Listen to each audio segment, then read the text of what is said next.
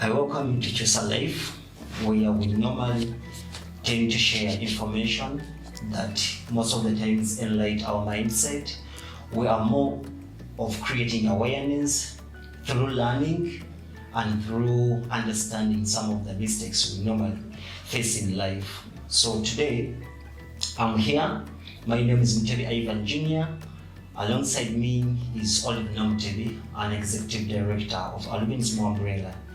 Today, we are going to share something worth an attention, and this podcast is going out to all parents, those who are currently parents, those who wish to be parents, those previously were parents, and you would wish to become a parent once again. So, we are going to look at how we set our children's life after school, the transition of life after school for our children. If I'm to talk about myself and my generation in general, we tend to find a lot of, or to meet a lot of challenges. Which challenges we had, we did get a chance to be passed through, neither at school nor at home with our parents. And I'm sure this is going to be the same mistake or the same challenges that even the coming generation is most likely to face. So basically today, that's what we're going to be looking into for a few minutes. I wish you a nice watching. Madam Olive, yes, please. I'm so glad to be here with you. I'm very much understand that you're a parent, and when we are nurturing our children as parents, we normally tend to guide our children, the moral conduct, the good behaviors, how they should treat their fellow children, how they are supposed to respond to their parents or to their elders within the home and even the communities where they grow up from. But there is something that has become a problem, lack of a better word, but let me use that one. After nurturing these children, they have grown up, they have become mothers, they have become men and women, and time has come for them to leave home. By leaving home, that means they are done with their education. They are now starting a new journey. Because me and you, we can accept that when children are still in their parents' hands, they are being spoon-fed with everything. He's given upkeep, he's being bought shoes, clothes, taken for medication, and all that. Now, the problem is that when we come out of our parents' hands and we start our own journey, whereby I'm supposed to buy myself shoes, I'm supposed to take myself for medication, I'm supposed to buy myself something to eat, and also to earn a living. There is something that is missing, and I don't know how you're going to approach it. First and foremost, what could a parent do when it comes to teaching or making his children pass through or understand what we would call positive emotion regarding to life after school? So I think, allow me to start from there. Thank you so much, Ivan. Yeah. And an interesting topic, transitioning from school to work. Yeah. I want to clarify that we really emphasize school because we acquire many skills there. But even if it's not the whole way of from primary to maybe university or any tertiary institution, wherever your school has ended, and so we're looking at basically transiting from being a child to an independent adult. And one of the things that is very critical is how prepared are you, and I think this podcast is about that preparation. Yes. That one, you should understand who you are, and I've been fortunate, I've listened to various men and women who have gone through this, and some of the stories are really hard, especially for men. We are in a patriarchal system where a man is a man and the demands on a man are quite many. I remember one of the examples that one of my bosses along my path talked about, that he just finished a diploma somewhere then in Nakawa, and then I said, out of my home. But he said, you know what, if any day you don't have food, please come and get food. But you must leave. Yeah. I mean, that was very hard thing. I mean, the boy was confused. Of course, I had been discussing about this, that when you finish school, you have to go and fend for yourself. So you as an individual, you need first of all to prepare if you're in school right now, or you have finished. I'm sure some people ended school due to COVID. So there are many things that could have led. But one, have a positive attitude towards life. Yeah. Internally, talk to yourself. Whatever the circumstance, if you've completed, thank God for it. If you haven't completed to your desired level of education, thank God that you have that little education which may help you attain your life. So internally, positively think about who you are, about what you want to become, because I am a Christian and I subscribe to the Bible, that if a man becomes what he thinks he is. So as you think, so will you be. All right. So actually, in this, don't you think that parents still have more to do before these children reach to that level? Of course, they really have a lot to do, and I can relate it to what we can say career guidance.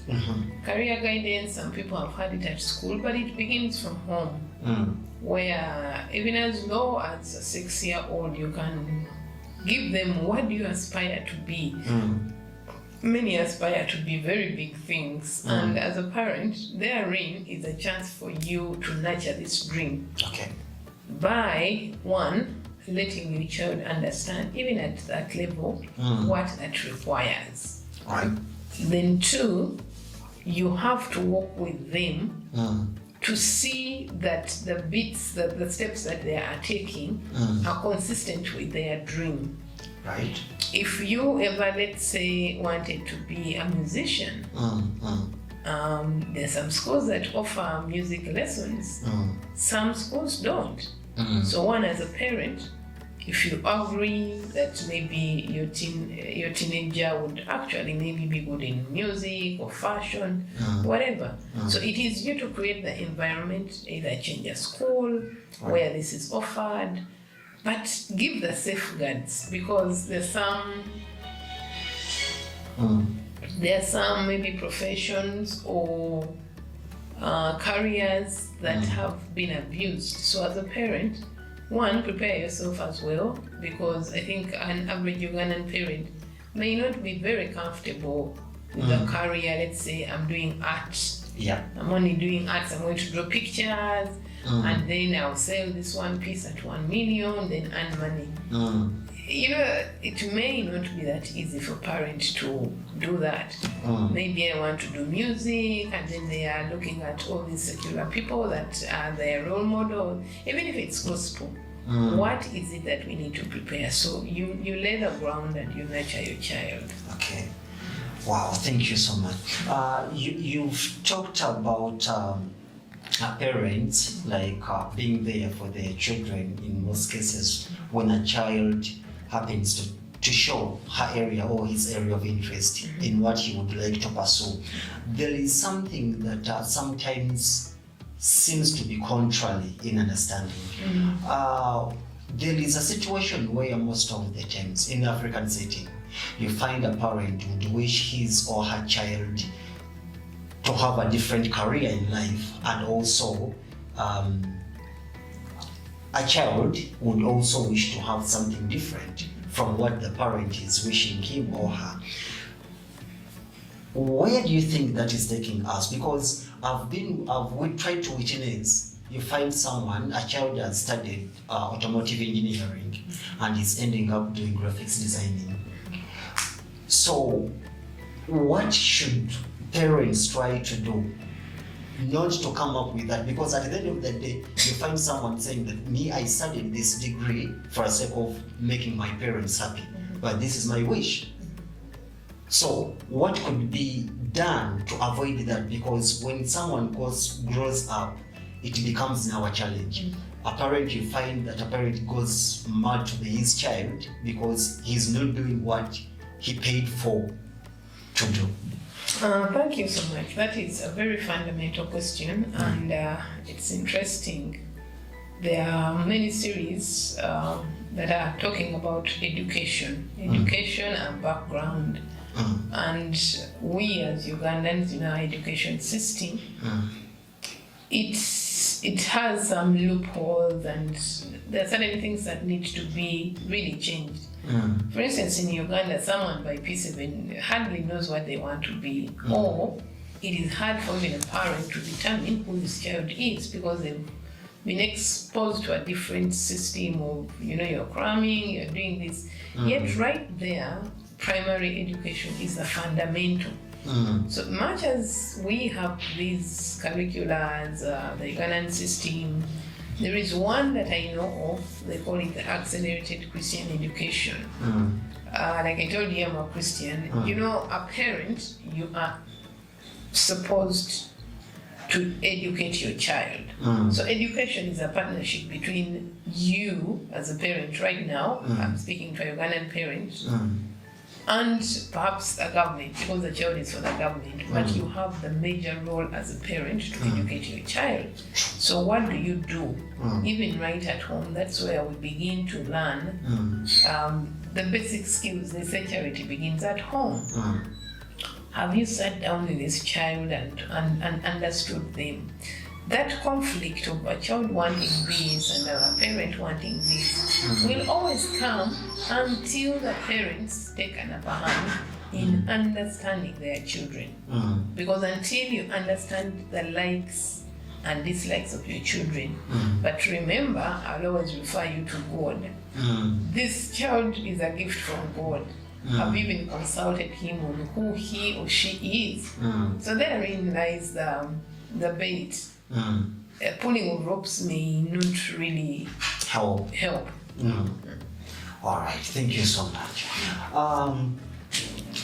My dear parent who is watching, I think you've tried to understand what Madam Olive has tried to clarify.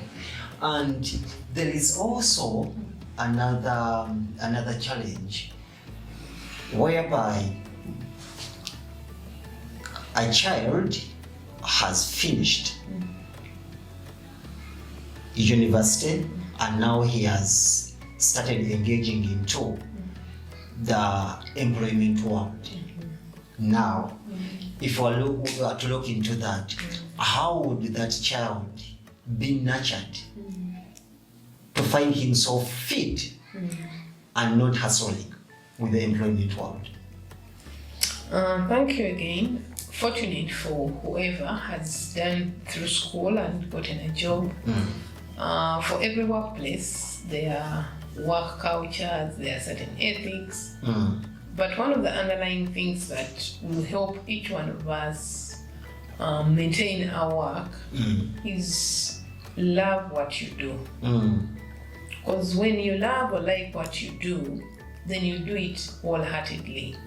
And this does not depend on the level. You could be even a sweeper.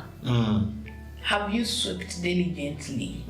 I've had so many thousands of stories of people who began at the most junior level and have gone up to the ranks because they do their work diligently. I always refer to the Bible that you who is faithful in small things will be faithful in big things. So whatever they have given you, please do it with one heart. Do not grumble. The money may not be exactly what you want, but I even appreciate it at that level that you have a job. That's very important. Then 2, respect the people you find. Respect for humanity, human rights, and just respect one another. You may come from maybe a family that is a bit well off or far below that line, but the fact that you are in the same workplace, respect each other. Wow. What language do you use at work with your colleagues? If you didn't learn at home, it gets to parent now, your child will use certain words that may not be acceptable, languages that really demean others. So this is also a test for our young people that we need to check. Thirdly, looking at employment, check your ambition. Today, 2022, you may enter a workplace, and by 2023 you want to have bought a car, you want to have a sofa set, the latest whatever flat screen, and all it that. is so common. So, if you have this job that is say paying you 500,000 or even 1 million for a starter job, believe me, that's good enough. But if you do not set your goals clear and you really want to have all this in a year or two in a very short time possible, one, you'll not be able to invest, you'll not be able to save and think widely because you are looking for immediate gratification, which does not help. Wow, thank you so much. I think we've been trying to miss such information because most of the times we think that things are too easy, and I always try to advise my fellow youth and even this coming generation that you think that always things are going to be open for you. Just to give you a short story, I remember when I was in Form 4, I used to think that after my final exams, I would just spend 1 week at home. The second week will be I getting my own job, as if I put my job somewhere to go and pick from there, then I start working. But surprisingly, I ended up my vacation doing nothing. I looked for the jobs and the jobs were not there. I walked not until my shoes got torn. So the whole of my vacation was like, it was a complete mess. I didn't get anything. So that was a surprise. So you who is watching us, if you're a child, you're just about to finish your university and all that, don't think that things are just going to be so easy for you because you've just completed. But at least use this moment to also shape yourself up and you feel like you are ready for something. One time I heard someone saying that if you're looking for a job, stop acting like or behaving like a suspect, but instead behave like a prospect. I think that at some times can help you out. So let's go for a short break and then we'll be coming back shortly. Thank you. Stay watching.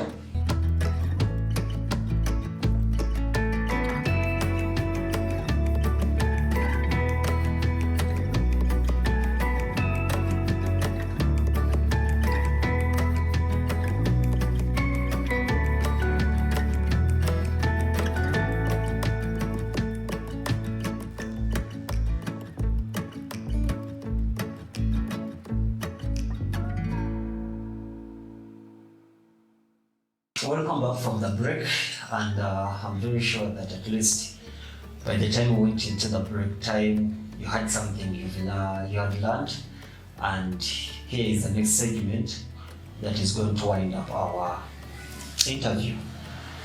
So, but Oliver, we'll come back from the break, short break, and I think in a few minutes, because I want to set you off, there is something that also I see that is missing, but I don't know how we can package it. The thing of mentorship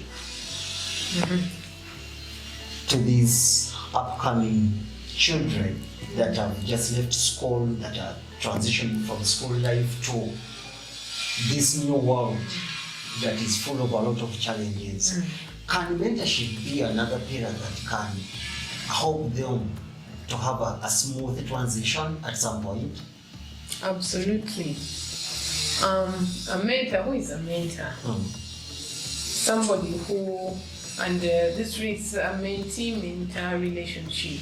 So there is someone who is willing to look up to another for advice, for support, helping me navigate this unknown place that I'm going through. And it's critical for people transiting from school direct to another life, employment, depending, formal, informal, self-employed, private, or public, so whatever it is.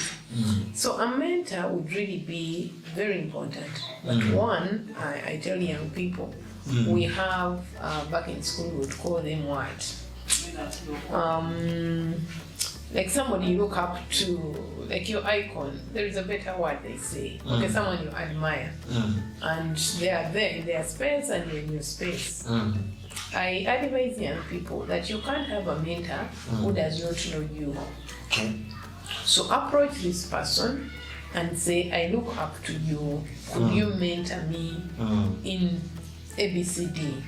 And there is no mentor who knows it all. No. Yeah. What is it that you admire from this person? Is it her career that you want her to help you move through, one place to another? Be specific, and then that's when you will ably learn. Mentorship is very critical. There is a higher side to it that I don't want to say higher side, there is coaching. Now that is, a different discussion altogether.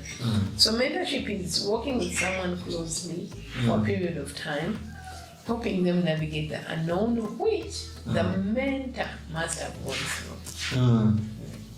Wow. So you who is watching us, I think you've got to know why really, actually, mostly to the parents, you've got to know why your children need to have mentors that can help them to have that smooth transition. I think even on the other hand, can even parents be good mentors to start with? Because being that they are the first people to spend a lot of time with their children, and it would be also so wonderful if they are the ones to first let them go through or understand what is out there. Because for them, they have been there, they have witnessed, they have gone through a lot of challenges. And I wouldn't wish that maybe a certain parent can wish his child really to suffer the same like the way he or she did. Now, there is something also this coming generation, even our generation, that have passed through, or is most likely, now the coming generation is most likely to pass through. Back in years, we've had a setting in Africa, specifically in Uganda,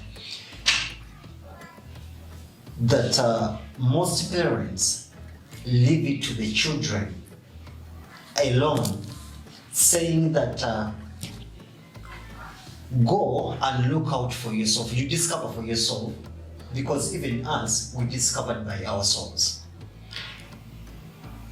Then when the children attempt to do what their parents have asked them to do, and they get things messed up, you find that at the end of the day, it is the same parent that cautioned his child, why did you ask me before you did this? before you went into this, why didn't you ask them? How can we politely correct that towards this transition?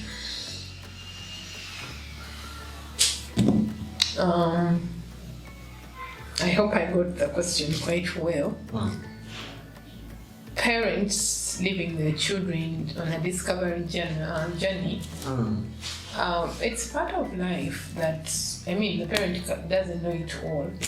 So what if you're the parent and your child, for instance, their aspirations is into, let's say, digital marketing. Now, most parents, really, let's say parents who are 40 years and above, let me use that card, and not so good with digital skills. Of course, some have because they have studied and done all that, but majority, and I'm speaking for the big majority, are not so up there. So now this parent tells the child, go and explore. It will not be any bad thing, because one, they don't know, and it's good to acknowledge as a parent that you don't know this field, and then linking it to mentors, ask your child to get a mentor on that specific field they need. But when things go bad, age most times in reports now used to come with wisdom. Though that now does not, I don't want to say doesn't hold, but not every other time. Because we've seen big people do things that even as young people, we would question. But be guided and look for the good examples. Help them accomplish what they want to do. One thing is also critical, that let your child know that for everything they attempt, the start is very good, but the end justifies it. So you can, and we can use even as a basic example, a child who has thrown toys everywhere, and you ask them to clean up. Yes, they can begin cleaning up. Before you know it, this child is off. If they have not accomplished that task, I'm sure the parent will not be happy. True. The same happens to us as we transition into, for someone who has finished university, already an adult. It's only the Ugandan population where 18-year-olds or even 20 are in their parents' homes. In other parts of the world, somebody above 20 would not ordinarily be still dependent on their parents.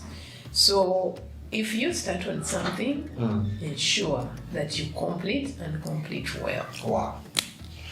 All right. Thank you so, Ms. Olinam Tebi.